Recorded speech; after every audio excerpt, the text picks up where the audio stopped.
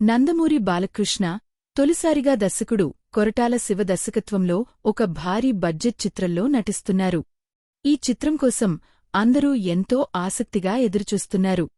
Power meets purpose, mass becomes a movement అనే ట్యాగ్లైన్తో చిత్ర నిర్మాతలు ఈ చిత్రాన్ని అధికారికంగా ప్రకటించారు.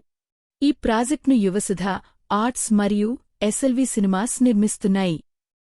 డెలులు పాత్రలో కనిపించి సర్వం మాయ చిత్రంతో క్యూట్ దెయ్యంగా యువతలో మంచి క్రేజ్ను సొంతం చేసుకుంది మలయాళ తార రియా సిబు.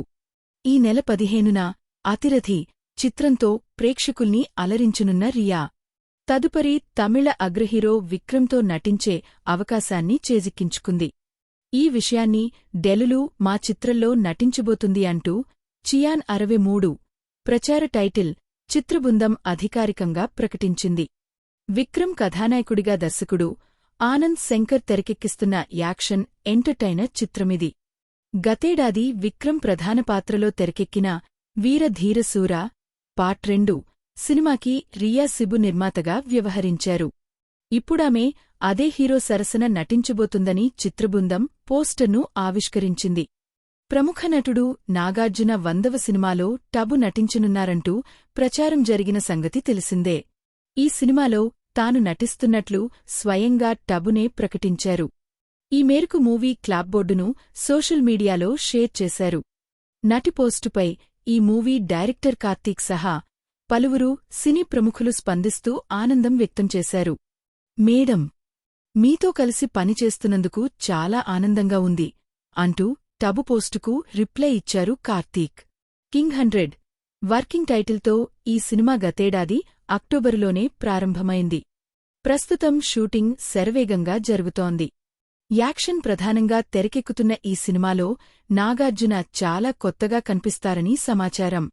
కెరీర్ ప్రారంభం నుంచి కొత్త ప్రతిభను నమ్మి సినిమాలు చేయడంలో ముందుండే నాగార్జున మైలురాయిలాంటి చిత్రాన్ని తెరకెక్కించే అవకాశం యువ దర్శకుడికే ఇవ్వడం విశేషం. ప్రస్తుతం టాలీవుడ్లో మోస్ట్ అవైటెడ్ ప్రాజెక్టులలో ఒకటిగా నిలుస్తోంది రౌడీ స్టార్ విజయ్ దేవరకొండ మరియు టాలెంటెడ్ డైరెక్టర్ శౌర్యు కాంబినేషన్. హాయ్ నాన్న చిత్రంతో తన సెన్సిబిలిటీస్ను నిరూపించుకున్న శౌర్యు ఈసారి విజయ్తో కలిసి ఒక భారీ యాక్షన్ అడ్వెంచర్ను ప్లాన్ చేశారు. ఈ కోపమంతా ఒకప్పుడు ప్రేమే అనే పవర్ఫుల్ ట్యాగ్లైన్తో విడుదలైన అనౌన్స్మెంట్ పోస్టర్ ఇప్పటికే సోషల్ మీడియాలో సెన్సేషన్ క్రియేట్ చేస్తోంది. ఇది కేవలం ఒక సినిమా మాత్రమే కాదు, ఒక పురాణగాథల నేపథ్యం ఉన్న గ్లోబల్ ప్రాజెక్ట్ అని చిత్రబృందం స్పష్టం చేసింది. వైరా ఎంటర్టైన్మెంట్స్ బ్యానర్పై అత్యంత ప్రతిష్టాత్మకంగా నిర్మిస్తున్న ఈ చిత్రానికి హేషం అబ్దుల్ వహాబ్ సంగీతాన్ని అందిస్తున్నారు.